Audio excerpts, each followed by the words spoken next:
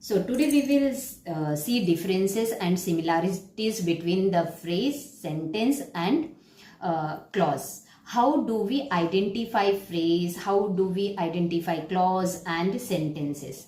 Sentences are very easy to identify because group of words, right? It is a group of words, one. And second thing, it gives complete sense, right? Sentences gives complete sense, and main core part to identify the sentences that will start from capital letter and end with full stop.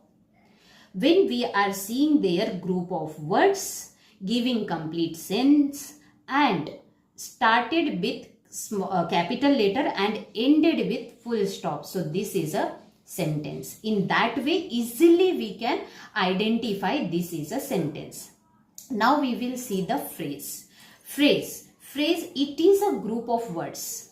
It's correct, group of words, but it doesn't give complete sense. जो phrase होता है वो group of words होता है, वो complete, second one ये complete sense देता ही नहीं है. सब्जेक्ट में हमने क्या देखा, सेंटेंस में हमने क्या देखा है, कंप्लीट सेंस देता है, लेकिन फ्रेज जो होता है ये कंप्लीट सेंस नहीं देता है. और थर्ड जो होता है ये फ्रेज जो होता है इसमें सब्जेक्ट एंड वर्ब का कॉम्बिनेशन ही नहीं होता है. जो फ्रेज होता है वो पर्टिकुलर ग्रुप ऑफ वर्ड्स होते हैं और उसमें सब्जेक्ट वर्ब होता ही नहीं, उनका कोई कॉम्बिनेशन ही नहीं होता.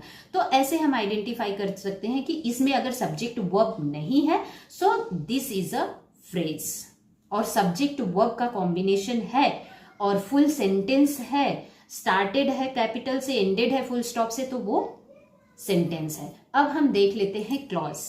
फ्रेज क्लियर हो गया, सेंटेंस क्लियर हो गया. अब हम देखते हैं कि फ्रेज क्लॉज क्या होता है. क्लॉज जो होता है वो भी ग्रुप ऑफ वर्ड्स होता है. फर्स्ट वो ग्रुप ऑफ वर्ड्स होता है, उसके अंदर मेन ये होता है कि सब्जेक्ट एंड ऑब्जेक्ट का कॉम्बिनेशन होता है. सब्जेक्ट एंड वर्ब का कॉम्बिनेशन मैंडेटरी होता ही होता है. और कभी कभी क्या होता है कि वो सेंस कंप्लीट सेंस देता है, सेंटेंस का कंप्लीट सेंस देता, और कभी कभी वो सेंस नहीं देता. It may give sense, it may not give sense. How do we identify? in this sentence it is giving sense and in this sentences this not giving sense.